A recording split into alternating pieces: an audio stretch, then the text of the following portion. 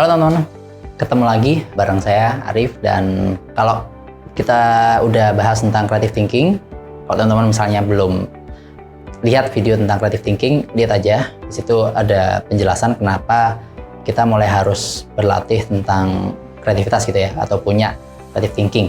Nah, sekarang kita akan bahas tentang satu hal yang nantinya kalau teman-teman akan memiliki bisnis, membuat produk kayak gitu ya, itu akan menjadi mindset atau framework yang penting buat teman-teman untuk dilakukan. Nah, apa itu? Ya, kita akan bahas tentang design thinking. Nah, design thinking itu apa?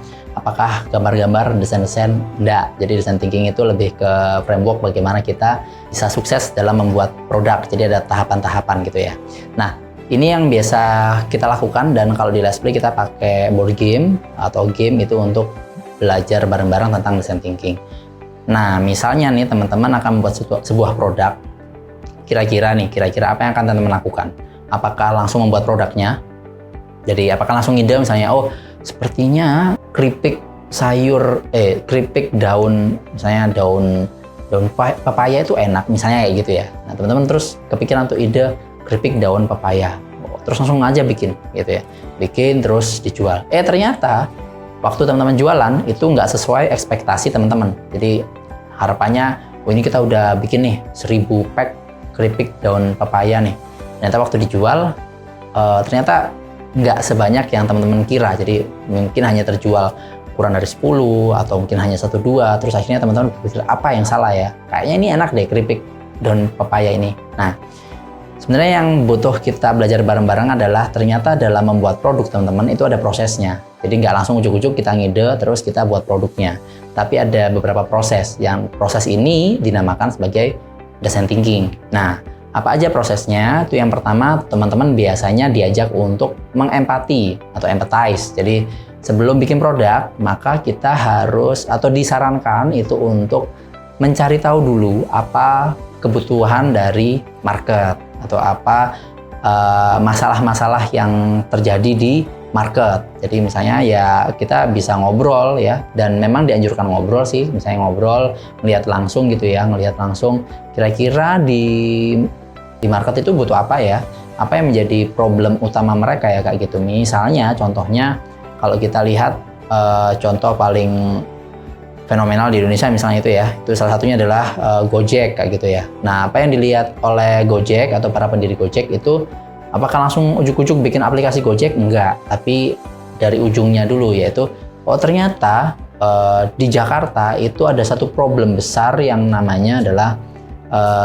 kemacetan yang menyebabkan mobilitas orang itu terganggu. Jadi kalau kita mau pergi dari titik A ke titik B, itu jaraknya misalnya cuma 1 km, tapi itu harus ditempuh selama misalnya 1 jam kayak gitu ya. Nah, itu nggak efisien banget, jadi mobilitasnya terganggu. Maka Gojek mengempati, oh ternyata banyak orang-orang yang itu pengennya pergi dari titik A ke titik B itu dengan cepat kayak gitu ya, jadi nggak pengen macet. Nah, maka kita bisa langsung tahu bahwa oke, kalau gitu ada masalah nih, yaitu kemacetan yang menyebabkan mobilitas orang terganggu. Nah, itu masalahnya, itu kita mengempati. Jadi caranya ya kita bisa saja langsung melihat ke lapangan ya, ke jalan gitu, kemacetan di Jakarta, atau kita lihat di berita kayak gitu kan, hampir tiap hari macet dan orang akhirnya sering telat, terus terganggulah jadwal meeting atau jadwal kerjanya gara-gara mobilitasnya terganggu.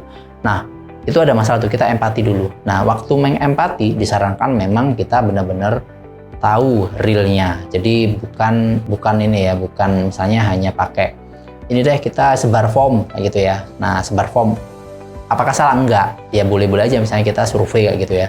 Apa masalah Anda? Nah, misalnya gitu-gitu boleh, tapi lebih baik itu juga tetap kita ngobrol. Jadi kita biar tahu apa masalah yang memang dirasakan. Nah, kayak gitu. Oke, kalau memang misalnya, oh tapi kalau ini misalnya saya mau menyelesaikan dalam jumlah besar sekali mas, nah, kan nggak enak mas kalau ngobrol ketemu gitu ya.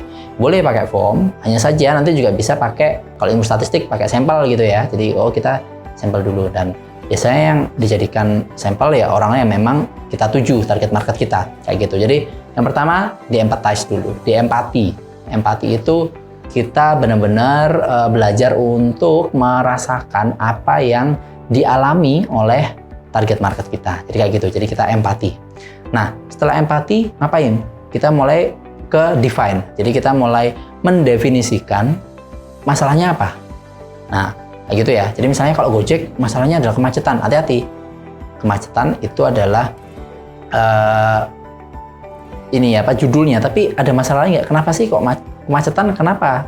Apa yang menyebabkan orang merasa butuh ditolong karena kemacetan? Oh, ternyata mereka terganggu mobilitasnya. Jadi mendefend bahwa kalau gitu produk saya itu nanti membantu untuk mempermudah mobilitas. Nah, jadi masalahnya adalah mobilitas yang terganggu tuh. Nah, jadi mobilitas orang itu terganggu karena kemacetan. Nah, itu mendefine. Jadi kita mendefinisikan masalah yang akan kita bantu itu apa. Nah, itu define. Nah, define nggak perlu panjang lebar sebenarnya, cukup beberapa kalimat aja, beberapa kata. Nah, itu untuk mendefinisikan. Nah, setelah definisi, kita mulai tuh ngide. Nah, ide itu ternyata di tengah-tengah. Jadi bukan pertama kali kita ngide, terus baru kita cocok-cocokan, enggak. Tapi ide itu ternyata di tengah. Jadi setelah empathize, kita mendefine, baru kita ngide. Oh, kalau gitu, kalau kita pengen membantu untuk orang agar mobilitasnya itu lebih gampang, lebih mudah, lebih cepat kayak gitu, maka kita butuh sebuah produk atau layanan di mana itu bisa membantu mereka. Nah, layanannya apa? Dilihat lagi, diempatasi lagi, dilihat lagi. Oh, ternyata kemacetan itu terjadi karena banyaknya kendaraan bermotor, terutama mobil. Nah, kalau mobil udah macet, dia berhenti tuh. Mau setengah jam, mau sejam gitu ya. Dia nggak bisa kemana-mana tuh mobil. Nah, tapi kalau kayaknya bisa pakai motor tuh. Kalau motor bisa nyelinap gitu ya, nyelempit gitu ya bahasa Jawanya ya. Nah, oh ternyata pakai motor bisa. Maka kita mulai ngide, gimana kalau kita bikin layanan ojek. Nah, terus ojek kan udah banyak. Nah, gitu ya. Balik lagi tadi yang disampaikan oleh Pak Dias misalnya ya. Value proposition-nya apa? Unique selling proposition-nya apa? Kalau ojek udah ada. Di luaran sana ada ojek pangkalan, kayak gitu ya. Nah, oke, kalau gitu kita define lagi. Nah, kira-kira kita empathize lagi. Orang-orang ini kalau pakai ojek pangkalan, itu masalah yang terjadi apa? Misalnya, nggak bisa dapat transparansi harga, kayak gitu ya. Misalnya kita dengan segala hormat bukan berarti menjustifikasi ojek pangkalan ya, tapi misalnya teman-teman naik ojek pangkalan gitu, kita nggak bisa dapat transparansi harga kan ya. Jadi semuanya itu berdasarkan kira-kira. Misalnya, oh kita mau ke titik B sana Pak, itu berapa Pak ongkosnya? Ya tukang ojeknya mikir ya 10.000 gitu ya. Nah, tapi kita nggak tahu apakah nilai fairnya itu 10.000, apakah di bawah 10.000 atau bahkan harusnya di atas 10.000. Jadi Pak ojeknya akhirnya rugi tuh. Harusnya dapat misalnya 12.000, ternyata dia dapat 10.000. Nah, gimana kita bisa menciptakan layanan yang fair gitu. Nah, akhirnya oh itu ada masalah tuh, masalah transparansi harga. Gimana kita bisa dapat harga yang sesuai. Nah, itu masalah dari user. Akhirnya di empathize lagi bahwa oh kalau gitu, kalau kita pengen ngadain layanan ojeknya ini kalau bisa yang secara harga transparan. Itu yang pertama. Yang kedua, juga orang kadang malas harus jalan ke pangkalan kayak gitu ya. Gimana kalau mereka bisa dari rumah udah telepon terus ojeknya datang. Nah, itu ide-ide itu muncul waktu step ideasi gitu ya. Nah, itu di tengah. Jadi bukan di awal, tapi di tengah. Nah, setelah idenya dapat.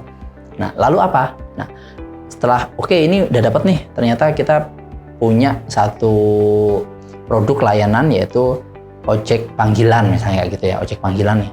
Nah, di tes. Jadi dibuatin prototipe. Jadi kayak ini nih. Pakai apa? Pakai hal yang sangat sederhana dulu, namanya MVP, biasanya minimum viable product. Jadi nggak perlu yang aneh-aneh dulu, tapi yang kecil-kecil dulu aja. Itu namanya prototype. Nah, prototype itu untuk apa? Untuk menyegerakan kita ngetes apakah produk atau layanan kita ini sesuai sama keinginan market atau enggak, atau market butuh yang lain. Nah, itu kita buat prototipenya lalu dites. Nah, setelah dites, dievaluasi tuh.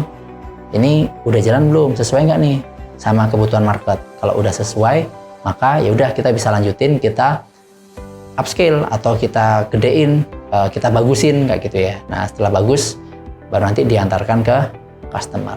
Nah, itu sebenarnya beberapa framework atau beberapa hal yang penting di design thinking. Jadi saat kita pengen ngide sebuah produk, sebuah bisnis kayak gitu ya, maka ada baiknya teman-teman belajar tentang design thinking dulu. Jadi kita pecah sekali lagi dari kita empati atau empathize, lalu kita define, kita definisikan ini masalahnya apa. Jadi waktu empathize itu mengempati masalah ya, nyari-nyari masalah kayak gitu ya. Terus kita definisikan masalahnya apa, terus kita baru ide solusinya apa. Jadi ada masalah, ini solusinya nih. Jadi kayak botol sama tutup botol. Botolnya dulu kita buat, baru tutup botolnya kita kasihin kayak gitu ya.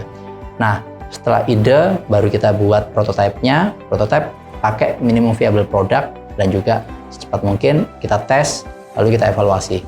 Kalau evaluasi atau iterasi gitu ya. Kalau evaluasi ternyata masih kurang, ya kita perbaiki, kita tes lagi, perbaiki lagi, tes lagi. Tapi kalau udah bagus, udah diterima oleh market, ya artinya udah siap untuk teman-teman launch. Jadi itu tentang design thinking. Harapannya teman-teman nanti sebelum buat produk, coba dibeberin dulu secara design thinking. Biar produknya nanti bisa sesuai dengan market dan juga bisa sukses. Itu aja dari saya, terima kasih. Kita nanti akan bahas kembali di video berikutnya.